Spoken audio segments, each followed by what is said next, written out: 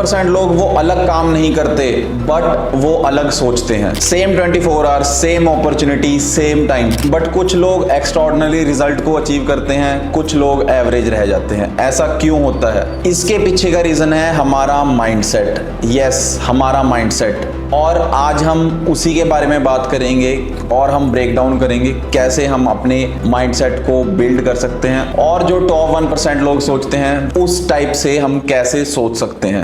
Welcome to the Nitin Raghav show, जहां हम बात करते हैं पावरफुल लाइफ को बिल्ड करने की। आज का वीडियो थोड़ा सा अनकंफर्टेबल भी होगा बट वो लाइफ चेंजिंग भी होगा, क्योंकि इस वीडियो में हम बात करेंगे उन प्रिंसिपल्स की जो टॉप परफॉर्मर्स को अलग बनाता है एक एवरेज इंसान से। नो फेक मोटिवेशन, सिर्फ real mindset shift. Point number 1 है how to get ahead of 99% people.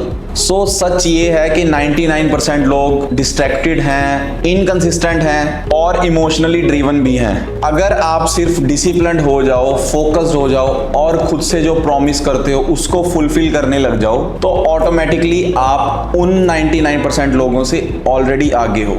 सो एक स्टोरी से मैं आपको समझाता हूँ। सो एक इंसान है जो कि बहुत ज़्यादा मोटिवेटेड है बट वो इनकंसिस्टेंट है, और वहीं दूसरा इंसान है वो मोटिवेटेड तो नहीं है, वो उतना एनर्जी से काम नहीं करता बट वो कंसिस्टेंट है। सो एक साल बाद क्या होता है कि जो इंसान कंसिस्टेंट होता है वो लाइफ में उस दूसरे इंसान से आगे बढ़ जाता है जो मोटिवेटेड था बट वो इनकंसिस्टेंट था। बिकॉज हमेशा कंसिस्टेंसी विनर होती है, ना कि मोटिवेशन। और एक बात हमेशा याद रखना कि कंसिस्टेंसी बोरिंग जरूर होती है but winners consistency he create करती है। पॉइंट नंबर 2 है सिंप्लिसिटी ओवर कॉम्प्लेक्सिटी।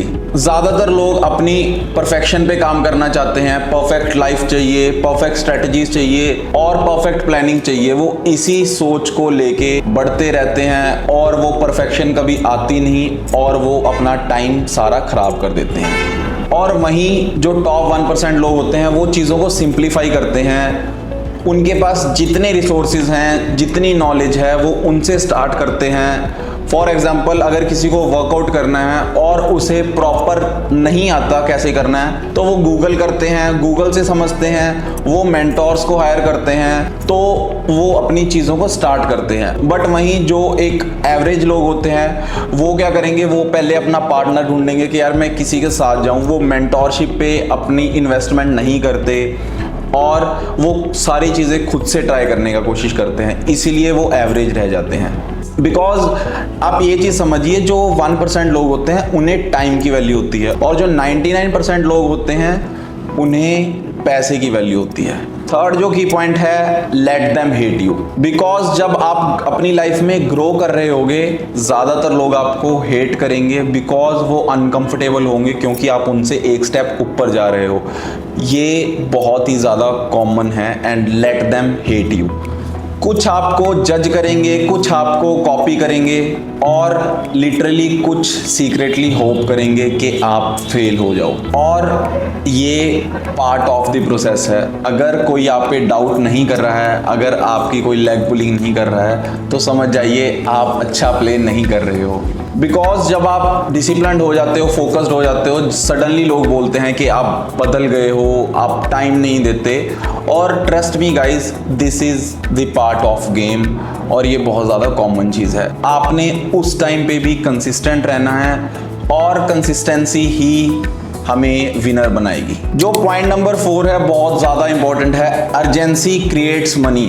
सो देखो, ज़्यादातर हम लोग एक्ट ऐसे करते हैं कि हमारे पास बहुत ज़्यादा टाइम है, बट मैं आपको एक बात बता दूं, हमारे पास बहुत लिमिटेड टाइम है। और जो लोग इस बात को समझ गए वो लाइफ में ऑलरेडी उन लोगों से आगे हैं जो ये सोचते हैं कि हमारे पास बहुत ज़्यादा टाइम है।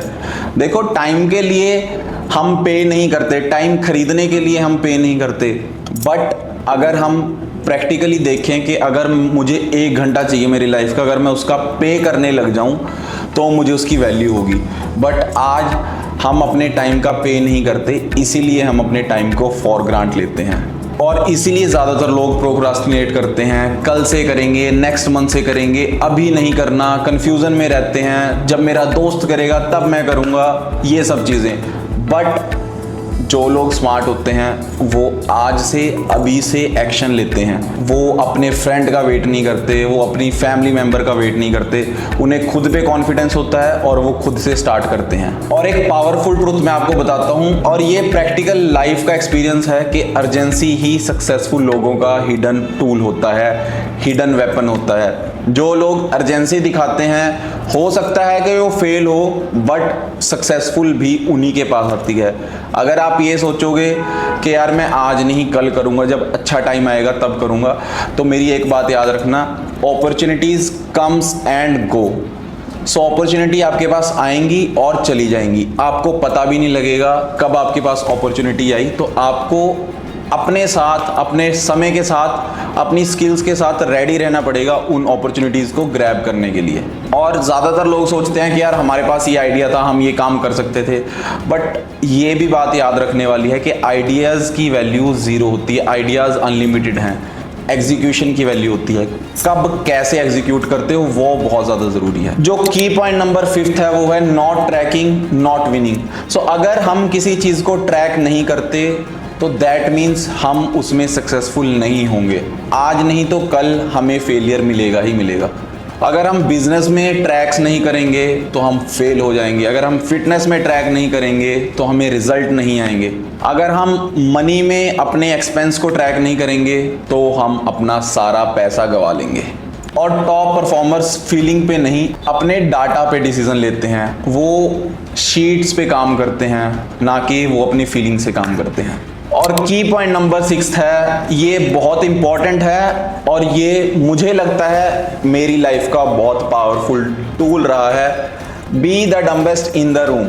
सो ईगो हमारी ग्रोथ को डिस्ट्रॉय करती है। ज़्यादातर लोग एक रूम के अंदर जहाँ ज़्यादा लोग हैं वहाँ पे स्मार्ट बनने की कोशिश करते हैं। मैं कहता हूँ कि वहाँ पे हमें डम्ब बन के रहना है, वहाँ पे हमें ऐसे रिएक्ट करना है, ऐसे एक्ट करना है कि हमें कुछ पता ही नहीं।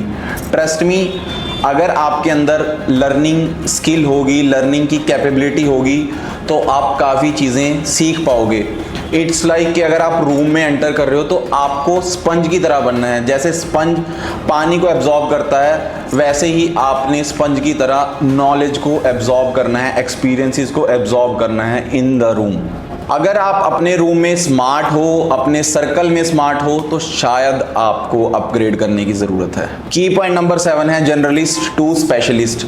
हमें अपनी लाइफ में सब चीज़ें सीखनी चाहिए, सब चीज़ें एक्सपीरियंस करनी चाहिए, बट हमें एक स्किल में, एक चीज़ में उतना डेडिकेटेड, परफेक्ट बनना ही पड़ेगा to break other things.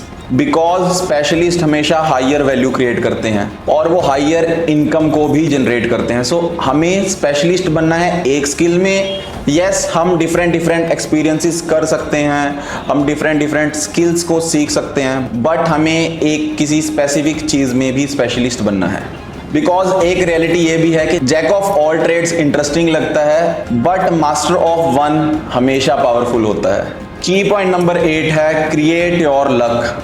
Create कभी भी रैंडम नहीं होता। मोस्टली लकी लोग अपॉर्चुनिटीज को क्रिएट करते हैं, एक्शन लेते हैं, विजिबल रहते हैं और कंसिस्टेंट रहते हैं। देखो, एक बंदा है जो बैक एंड पे डेली काम कर रहा है, उसको रिजल्ट नहीं आ रहे बट फिर भी वो काम कर रहा है, बट एक दिन उसके रिजल्ट सारी दुनिया को पता लगते हैं और सारी दुनिया बोलती है यार ये इंसान कितना लकी है, बट सारी दुनिया को ये नहीं दिखता कि उसने बैक एंड पे कितनी मेहनत की है। हमारे पास बहुत ऐसे एग्जाम्पल्स हैं, बहुत ऐसे एथलीट्स हैं, बहुत ऐसे एंटरप्रेन्योर्स हैं जो बैक एंड पे काम करते रहे इतने सालों तक, बट एक दिन उनका जो रिजल्ट दिखा उससे लोगों को लगा कि ये लक है। लक हमेशा क्रिएट होता है। और की पॉइंट नंबर 9 है, बहुत इंपॉर्टेंट है, it's never too late. Mostly लोग स्टार्ट नहीं करते, वो सोचते हैं कि अब लेट हो गया। KFC की स्टोरी तो आपको पता ही होगी। जो उनके फाउंडर थे उन्होंने ऑलमोस्ट 65 की एज में KFC को स्टार्ट किया या 70 की एज में KFC को स्टार्ट किया। सो इट्स नॉट अबाउट कि आप लेट हो गए, इट्स अबाउट कि आप एग्जीक्यूट कब कर रहे हो। जब भी करोगे, हर दिन नया है, हर दिन हम सर्वाइव करते हैं, हर नेक्स्ट डे हमारे लिए उतना ही एनर्जी से भरा होना चाहिए। बिकॉज बेस्ट टाइम पहले नहीं, बेस्ट टाइम आज है, अभी है, इसी टाइम है। जो करने जा रहे हो उसके बारे में नोट डाउन करो, उसके बारे में सोचो, उसके बारे में लिखो और उसकी एग्जीक्यूशन कैसे होगी वो स्टार्ट कर दो। अगर ये चीज़ को ज़्यादा स्ट्रेच करोगे तो हो सकता है वो आपका वर्स्ट टाइम हो और उसके बाद आपको गिल्ट में रहना पड़े, आपकी लाइफ गिल्ट में, रिग्रेट में निकल जाए, या शायद आपको कॉम्प्रोमाइज़ करना पड़े। सो टॉप 1% बनने के लिए हमें कोई टैलेंट की ज़रूरत नहीं है, इसके लिए लगता है माइंडसेट। जिन पॉइंट्स के बारे में हमने डिस्कशन की, ये एक टॉप 1% के माइंड में चीज़ें चलती हैं। इसके लिए लगता है कंसिस्टेंसी, इसके लिए लगते हैं स्टैंडर्ड्स। जो आपने स्टैंडर्ड सेट किए होते हैं, जो आपने खुद से प्रॉमिसेस किए होते हैं, वो क्या आप पूरा कर रहे हो या नहीं। और मोस्टली लोग फेल इसलिए नहीं होते क्योंकि वो कैपेबल नहीं होते। बहुत लोग बहुत ज़्यादा कैपेबल होते हैं और बहुत लोग बहुत कम कैपेबल होके भी बहुत ज़्यादा सक्सेसफुल हैं। इसके पीछे रीज़न है, जो कैपेबल होते हैं उनकी शायद सोच एवरेज होगी, उनकी थिंकिंग एवरेज होती है। वहीं जो कम कैपेबल इंसान होगा, अगर उसकी सोच बहुत एक्स्ट्राऑर्डिनरी है तो चांसेस ज़्यादा हैं उसकी ग्रोथ के। हो सकता है उसको डिफ़िकल्टीज आए, हो सकता है उसको सीखना पड़े, बट उसके चांसेस ज़्यादा हैं ग्रोथ के। और याद रखना guys, the 1% think differently, that is why they leave differently. जो 1% लोग हैं वो बहुत अलग सोचते हैं, वो बहुत बड़ा सोचते हैं। तो बड़ा सोचना स्टार्ट कीजिए। देखो, छोटा सोचोगे तब भी उतनी एनर्जी लगेगी, बड़ा सोचोगे तब भी उतनी एनर्जी लगेगी।